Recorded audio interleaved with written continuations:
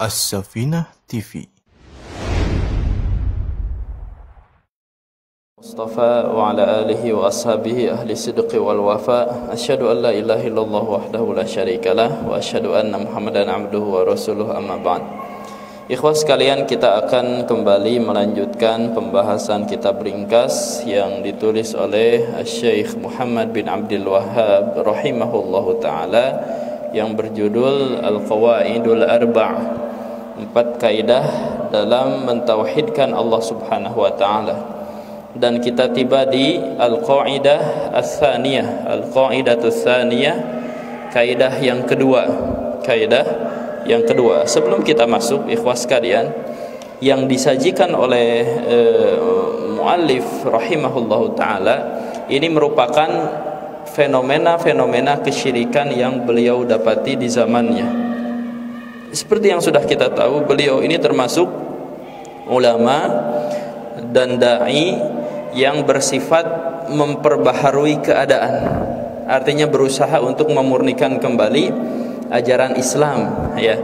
Jadi yang akan beliau sajikan di sini adalah beberapa hujjah ataupun dalil-dalil yang sering disampaikan oleh orang-orang yang secara tidak sadar terjatuh ke dalam hal-hal yang menurut syariat kita ini ternyata termasuk hal-hal yang merupakan kesyirikan, menyekutukan Allah Subhanahu wa taala.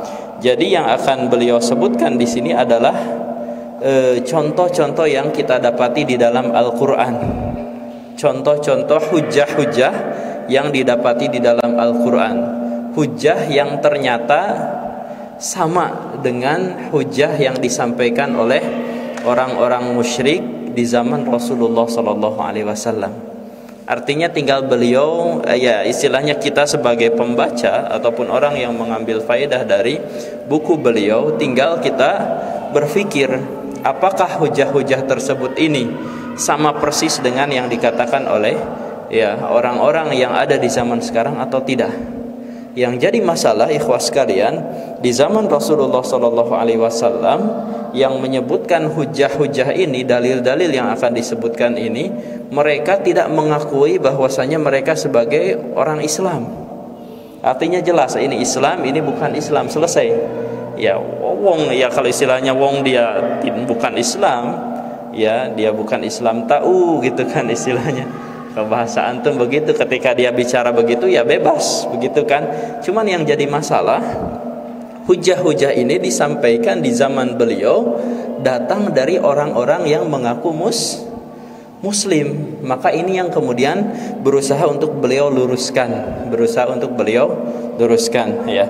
Al-Qaidatus Tsaniyah annahum yaqulun, bahwasanya orang-orang kafir berkata, ya, ma da'awnahum wa tawajjahna ilaihim, tidaklah kami berdoa kepada mereka dan memusatkan atau mengarahkan wajah kita kepada mereka illa li talabil qurbati, kecuali untuk agar lebih mendekatkan diri, wasyafa'ah, ya, illa li talabil qurbah, kecuali untuk memohon agar lebih mendekatkan diri, wasyafa'ah, dan memohon syafaat dari mereka. Memohon syafaat dari mereka. Artinya begini, ikhwas sekalian, orang-orang kafir di zaman Rasulullah sallallahu alaihi wasallam, mereka ketika ditanya, "Kenapa kalian menyembah patung? Kenapa kalian menyembah patung?" Kalau bahasa kita, kenapa kalian menyekutukan Allah Subhanahu wa taala? Maka mereka akan berkata, "Kami tidak menyembah patung ini, tidak. Tidak, yang kami sembah tetap Zat yang Maha menciptakan. Cuman kami menjadikan patung-patung ini sebagai sarana agar kami lebih dekat dengan Allah Subhanahu wa taala."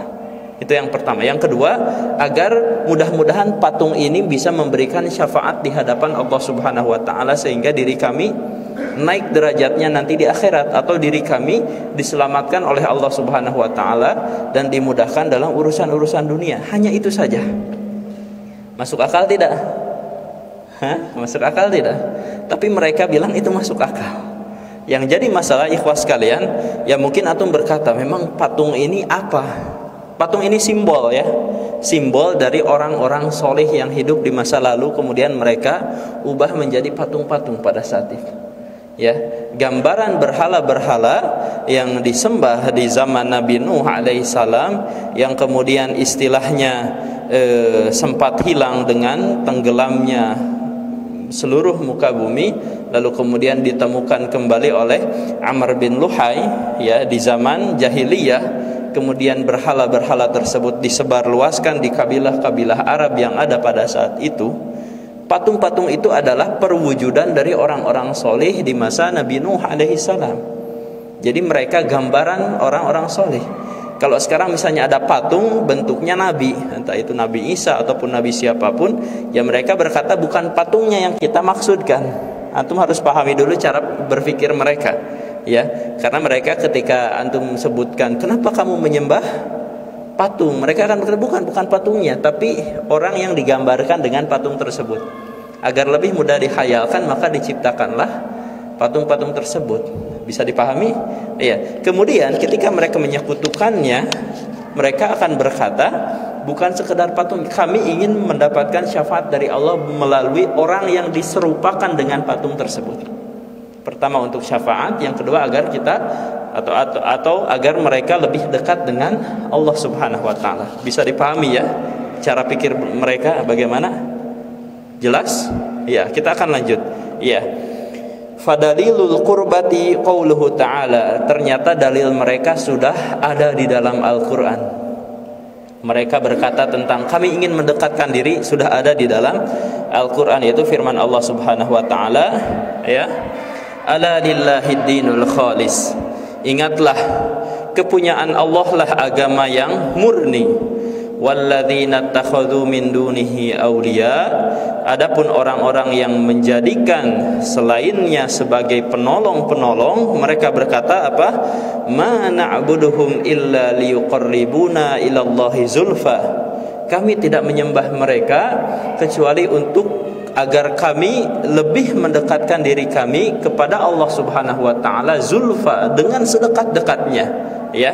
Innallaha yahkumu bainahum fima hum fihi yakhtalifun. Maka Allah Subhanahu wa taala yang akan menjadi hakim pada hari kiamat terhadap apa yang menjadi perselisihan di antara mereka. Artinya apa? Kalau bahasa saya, ya, awas loh, Allah adili nanti di akhirat. Perkataanmu itu benar tidaknya, nanti lihat aja Allah adili. Bisa dipahami? Artinya perkataan mereka itu tidak benar. Tidak benar. Innallaha la yahdi man huwa kadzibun kaffar. Kemudian Allah tutup dengan firman-Nya, sesungguhnya Allah Subhanahu wa taala tidak memberikan petunjuk kepada siapa? Kadzibun kaffar, pendusta lagi kufur. Pendusta lagi kufur, ya, mengingkari Allah Subhanahu wa taala. Artinya perbuatan mereka sudah mengingkari Allah Subhanahu wa taala, karena Allah tidak suka dibegitukan. Allah tidak suka dibegitukan. Antum ingin istilahnya mendekatkan diri pada Allah, langsung lakukan apa yang menjadi perintah Allah, itu akan mendekatkan diri kita semakin dekat dengan Allah Subhanahu wa taala. Bukan agar kita istilahnya memohon kepada patung-patung tersebut agar kita lebih dekat. Tidak, salah besar kata Allah Subhanahu wa taala. Bisa dipahami ya?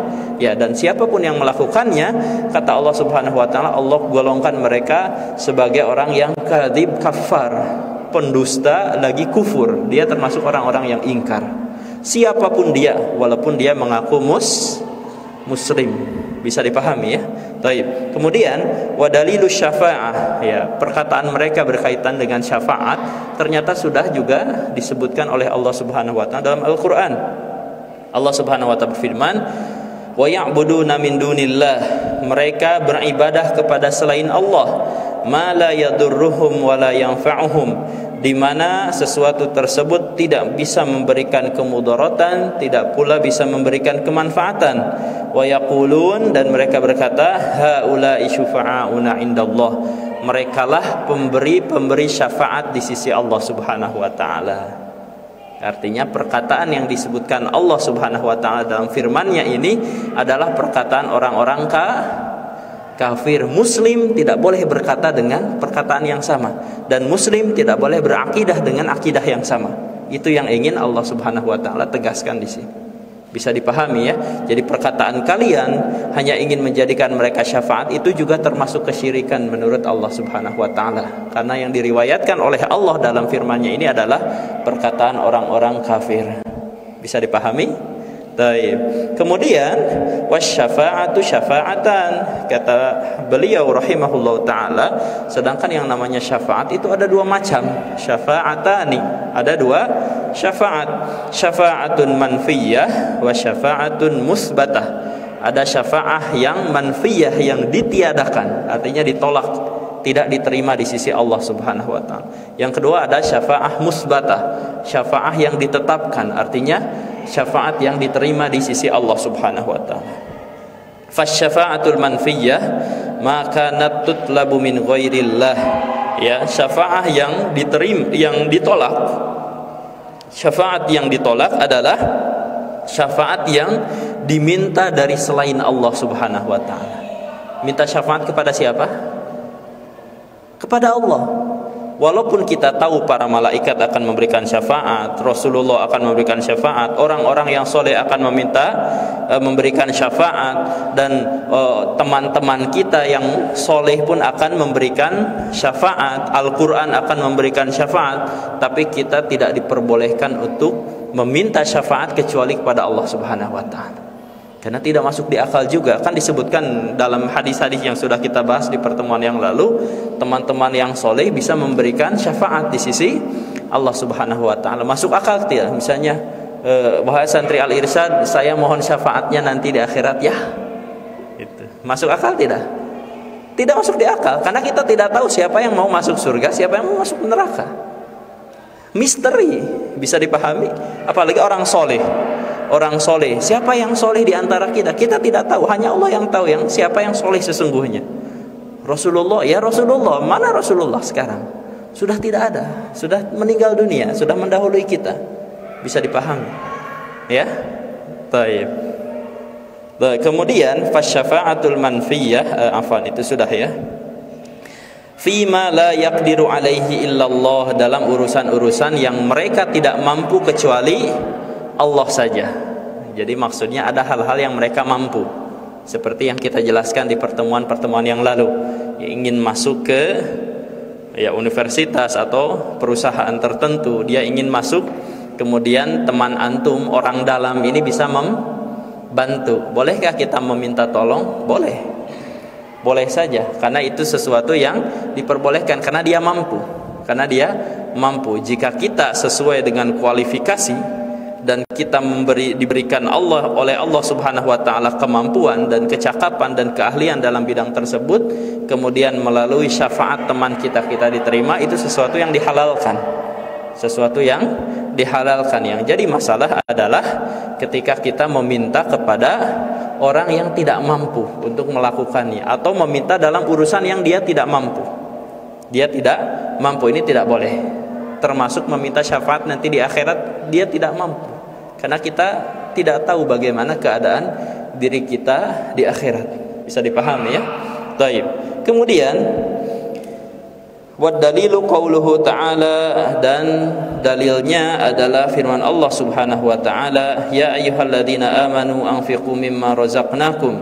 Wahai orang-orang yang beriman, infakkanlah di antara apa yang kami rezekikan kepada kalian, min qabli an ya'tiya, sebelum datangnya, yaumun la bai'un fihi wala khullatu wala syafa'ah, sebelum datangnya hari di mana tidak ada jual beli di dalamnya, tidak ada pula hubungan kasih, dan tidak ada pula syafaat pada hari tersebut. Wal kafiruna humudz zalimun, dan orang-orang yang ingkar, merekalah orang-orang yang zalim sesungguhnya. Ya, jadi ikhwas sekalian, di sini disebutkan pada hari kiamat itu tidak ada syafaat. Betul? Nah, yang dimaksud di sini adalah asy-syafa'atul manfiyah. Syafaat yang tidak diterima itu tidak ada pada hari kiamat. Syafaat orang muslim kepada orang kafir tidak bisa, atau syafaat orang muslim dari orang-orang yang tidak diberikan hak oleh Allah Subhanahu wa taala untuk memberikan syafaat, ini juga tidak bisa. Ini yang dinamakan dengan tidak adanya syafaat pada hari itu dalam ayat ini, yaitu asy-syafa'atul manfiyah. Ya, kemudian Wasyafa'atul musbatah hiyallati tutlabu minallah. Sedangkan syafaat yang diterima adalah syafaat yang diminta dari Allah Subhanahu wa taala. Wasyafi'u mukramun bisyafa'ah. Orang yang diberikan hak untuk memberikan syafaat, mereka dimuliakan oleh Allah Subhanahu wa taala dengan hak itu, ya. Wal masyfu'u lahu man radiyallahu qawlahu wa amalahu ba'dal idzni. Sedangkan orang yang akan mendapatkan syafaat nanti pada hari kiamat adalah pertama orang yang Allah ridhoi, kemudian ridhoi apanya? Ridhoi amalannya, ba'dal idzni, dan Allah memberikan izin kepada orang tersebut agar dia mendapatkan syafaat. Kama qala ta'ala, sebagaimana difirmankan oleh Allah Subhanahu wa taala, man dzalladzi yashfa'u indahu illa biidnih. Siapakah yang bisa berhak atau siapakah yang berhak memberikan syafaat kepada hari kiamat? Illa biidzni, kecuali dengan izin dari Allah Subhanahu wa taala. Artinya tidak ada kecuali dengan izin dari Allah Subhanahu wa taala. Wallahu taala alam bisawab. Kita lanjutkan lagi nanti di pertemuan depan. Subhanakallahumma bihamdika asyhadu an la ilaha illa anta astaghfiruka wa atubu ilaik. Assalamualaikum warahmatullahi wabarakatuh.